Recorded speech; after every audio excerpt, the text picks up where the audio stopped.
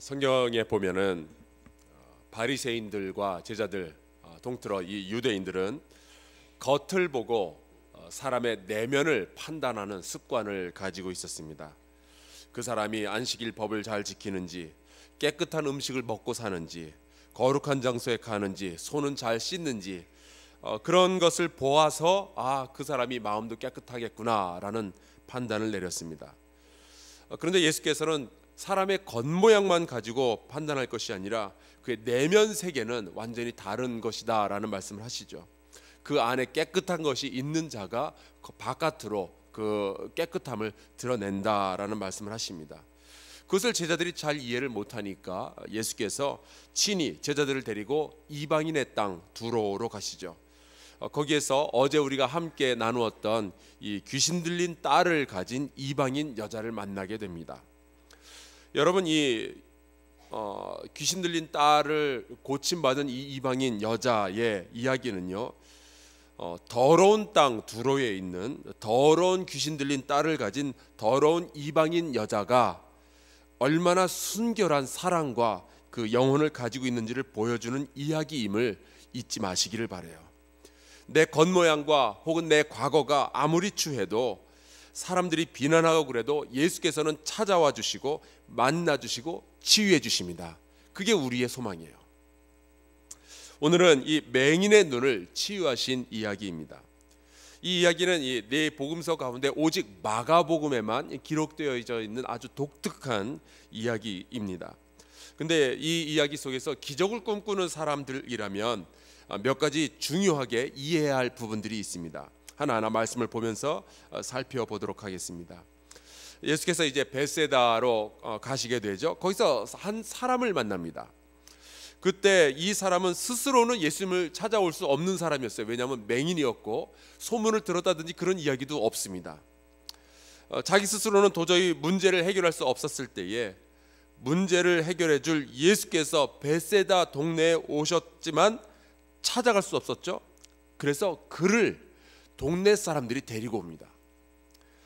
여러분, 기적은 능동적으로 내가 듣고 믿고 예수님을 찾아갔을 때도 일어나지만 내가 주님 앞에서 부르짖고 애원하고 엎드리고 기도해서도 일어나지만 기적은요, 때로는 누군가가 나를 억지로 끌고 가서 내가 기적을 체험하게도 됩니다. 중풍병 걸린 친구를 내 친구가 데리고 와서 기적이 일어났죠. 마가복음 12장에 보면은 눈 멀고 말 못하는 사람들을 동네 사람들이 데리고 와서 이 사람이 치유를 받았습니다. 마가복음 14장에 보면 이런 말씀도 있어요. 그곳 사람들이 예수이신 줄을 알고 그 근방에 두루 통지하여 모든 병든 자를 예수께 데리고 와서 다만 예수의 옷자락에라도 손을 대게 하시기를 간구하니 손을 대는 자는 다 나음을 얻으니라. 여러분, 기적이 정작 필요한 자가 예수께 올 마음이 없거나 혹은 예수께서 모든 문제를 해결해 주실 것을 믿지 않거나 그렇다면은 우리가 나설 필요가 있어요. 그 사람의 믿음은 아닐지라도 주변 사람의 믿음 때문에 치유의 기적이 일어날 수 있습니다.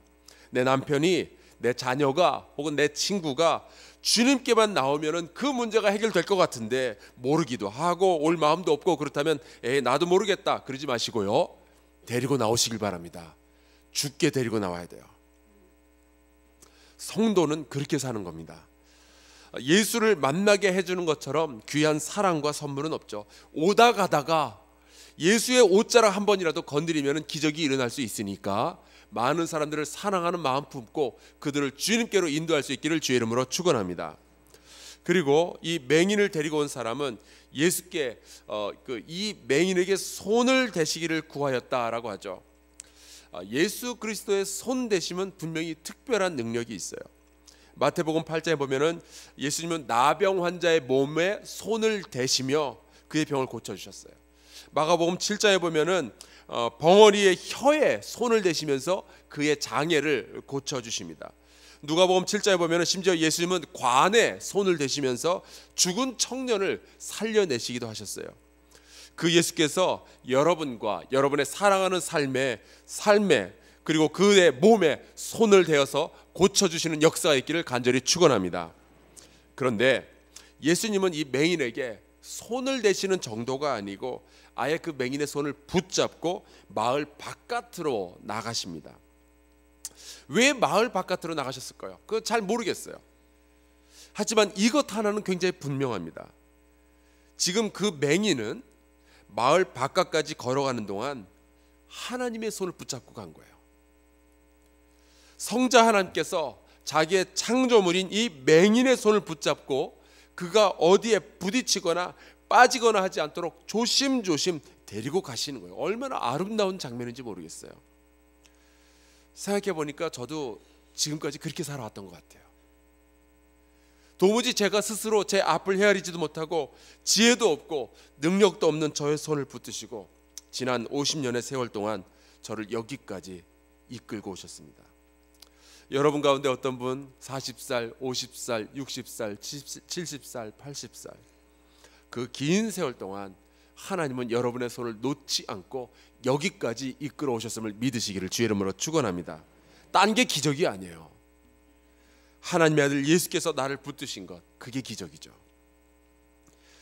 그리고 예수님은 이 맹인을 치유하실 때 약간은 좀 남들이 보면은 엽기적이다, 민망하다 할 만한 방법을 사용하십니다. 바로 침을 그 눈에 뱉으셨어요. 모르겠어요. 그래서 마을 바깥으로 굳이 데리고 나가셨는지도 모르겠지만 예전에 제 어머니는 그렇게 침을 많이 사용하셨습니다. 모기에 물린 데다가 침을 바르는 거는 그거는 뭐 기본이고요.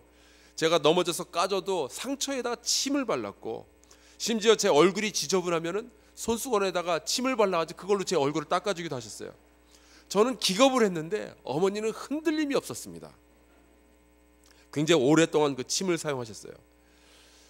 예수께서 왜 이렇게 침을 뱉으셨는지 잘 성경에 이유가 나와 있지 않아요.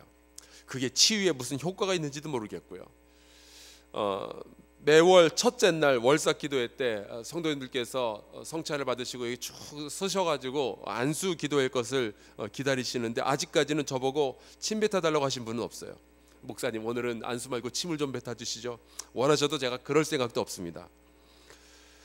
게다가 마가복음 7장에 보면은 끝에 그 귀 먹고 더듬는 말 더듬는 사람을 고치실 때 에바다 하면서 말씀도 해주시고요. 그 전에는 귀신이 내 딸에게서 나갔느니라 이런 말씀도 해주시고 그랬는데 이 맹인을 치료하실 때는 아무 말씀 없이 그냥 손만 대셔요. 왜 그러셨을까요? 잘 모르겠어요. 대신 이런 이야기는 할 수 있을 것 같습니다. 주님께서 우리를 치유하실 때는요 그 방법이 우리가 늘 예상하거나 추측 가능한 그러한 방법이 아닐 수 있어요. 때로는 놀랄 방법이 있을 수도 있습니다. 주님께서는 검증된 하나의 방법으로 기적을 일으키시는 것이 아닙니다. 때로는 의사들의 수술을 통해서, 때로는 약을 통해서, 때로는 안수를 통해서, 때로는 통성 기도를 통해서, 때로는 긴 대화나 안아주는 것이나 웃어주는 것만 가지고도 치유의 기적은 일어날 줄로 믿습니다. 그러니 예상하지 않은 방식으로 치유되었다고 이건 기적 아니라고 속단하지 마시기 바라요. 그러고 나서 아주 독특한 이야기가 하나 등장하죠. 예수께서 그의 눈에 침을 뱉으시고 안수하신 후에 물어보셔요. 뭐가 보이느냐? 그러니까 예수님의 질문은 다 치유되었느냐라는 질문이에요. 그러자 맹인이 대답합니다. 사람들이 보이나이다. 나무 같은 것들이 걸어가는 것을 보나이다. 뭔가 치유된 것 같기는 같은데 아직 완전하게 잘 치유가 안 된 거예요. 뭐 헷갈리는 게 있는 거예요. 이게 사람인지 나무인지 분간이 되질 않으니까 자기도 이게 보이는 것도 같고 나무가 걸어가는 것 같기도 하고. 그러자 예수께서 그의 눈에 다시 안수를 하십니다.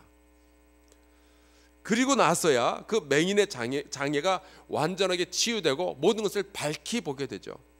이 상황이 굉장히 좀 이상해요. 왜 예수께서는 단번에 치유를 안 하셨을까요? 혹은 못 하셨을까요? 성경에서 한 장애인을 치유하기 위해서 2번의 안수를 시도하신 사건은 이 이야기가 유일해요. 혹시 그 시간에 예수님의 모르겠어요. 이런 표현 예전에 제가 그 대학교 다닐 때 사용하고 했는데 소위 영빨이 서질 않아가지고 예수님의 능력이 부족해서 한 번이 아니라 2번이나 안수하고 침도 바르고 그래야만 했을까요? 여러분, 이 사건을 통해서요, 예수께서는 우리에게 기적을 베풀어 주시고 치유하실 때 단번에 모든 일들이 일어나기도 하지만 점진적으로 치유하고 점진적으로 기적이 일어날 수 있다는 사실을 보여주셨어요. 그 가운데도 여전히 예수께서 역사하신다는 사실을 주님께서는 보여주고 계시는 거예요. 여러분, 단번에 치유되고 단번에 모든 문제 해결을 받는 것도 기적이지만 조금씩 조금씩 나아지는 것도 기적이라는 사실을 부정하지 않기를 바랍니다. 굉장히 많은 사람들이 단번에 해결되는 것을 기적이라고 부르지만 예수께서는 침도 바르시고 2번씩 안수도 하시고 단계별로 고쳐가셨어요. 능력이 부족해서가 아니라 예수님은 그런 치유 역시 예수 그리스도의 사역이라는 것을 보여주고 계시는 거죠. 단번에 낫는 것도 좋지만 수술을 하고 회복을 하고 재활도 하고 하는 이 긴 단계 속에서도 예수 그리스도께서는 우리 가운데서 기적의 능력을 베풀어 주시는 거예요. 예수께서 처음에 침을 바르고 안수하셨을 때에 기껏 일어났던 일이 맹인의 눈에 사람인지 나무인지 뭔가 아른아른 보이는 정도였습니다. 근데 그때 예수께서 에휴, 나도 할 만큼 했다 그러면서 그 정도면 됐으니 가봐라 그러지 않고 한 번 더 안수하시고요, 이 사람이 밝히 모든 것을 볼 때까지 사역을 하시죠. 여러분, 주님께서는 우리가 절반의 완성에서 만족하지 않으시는 것 같아요. 주님은 포기하지 않으셨어요. 우리의 신앙이 무너져 갈 때, 우리가 상처 입어서 낙심했을 때도, 우리가 힘들어서 주저앉고 싶을 때도 우리는 혹시 그쯤에서 멈추려고 할지 모르지만 예수께서는 우리를 포기하지 않으시고 다시 안수하시고 완전히 나을 것을 원하시죠. 주님께서 나를 포기하지 않으신다면 우리도 우리 자신을 포기해서는 안 되죠. 여러분, 끝까지 기도하며 주께 매달리시기를 주의 이름으로 축원합니다. 마지막으로 예수께서는 그 사람을 집으로 보내시며 이르시되 마을에는 들어가지 말라 말씀을 하십니다. 그러니까 마을에 집이 있으면은 그렇게 말씀하지 않으셨겠죠. 마을 바깥 어디엔가 집이 있는데 그 마을을 통과해야 집으로 가든지, 혹은 이 사람의 마음속에 이 마을로 가서 내가 눈 떴음을 보여주고 싶은 그런 생각이 있었던 모양입니다. 나를 맹인이라고 놀렸던 김씨, 이씨, 최씨 앞에서 보란듯이 앞을 똑바로 보면서 놀라고 있는 그런 사람들한테 곁눈질도 한번 딱 주고 윙크도 한번 하고 해주고 싶었을 텐데 예수님 마을로 들어가지 말라라고 말씀하셔요. 여기에 대해서도 굉장히 다양한 학자들의 추측이 있습니다. 근데 한 가지 분명한 사실은 예수께서는요, 기적 후에 순종을 요구하셨어요. 기적을 위해 믿음의 순종이 필요했었죠. 그러면 기적이 일어난 다음엔요, 주님은 기적을 일으키고 나서 우리의 순종이 더욱 필요하신 것 같아요. 여러분이 은혜 받은 다음에 순종이 더욱 필요해요. 은혜를 체험한 자가 어떻게 하느냐에 따라서 교회가 든든하게 세워지기도 하고 때로는 교회가 흔들리기도 해요. 왕년에 은혜 한번 체험했다고 교만해지고 자랑하고 다른 사람들 비판하고 정죄하고 그러면은 그 은혜는 순식간에 모든 사람들을 향한 저주로 변하게 됩니다. 그리고 많은 사람들이 상처를 입게 되죠. 그러나 은혜 받은 자가, 주님의 기적을 체험한 자가 그 이후로도 주께서 하시는 모든 말씀에 순종한다면 주께서 일하시는 모든 사역들이 훨씬 잘 이루어지고 하나님의 나라가 더 완전하게 이루어지게 될 거예요. 오늘 우리가 함께 기도해야 될 제목들이 있습니다. 이런 거예요. 주여, 지금까지 나의 손을 붙들고 이곳까지 인도해 주신 하나님 감사합니다. 앞으로도 맹인의 손을 붙잡고 걸어가시는 예수처럼 주께서 나의 손을 붙잡고 걸어가 주시옵소서. 내가 내 앞길을 잘 모르겠사오니 주여 나를 붙들어 주시옵소서. 주께서 나를 포기하지 않으신다면 나도 내 자신을 포기하지 않게 해주시고 내 가족을 포기하지 않게 하여 주시옵소서. 기적을 체험한 이후에도, 은혜를 체험한 이후에도 주께서 나에게 명령을 주신다면 주님, 내가 순종케 하여 주시옵소서.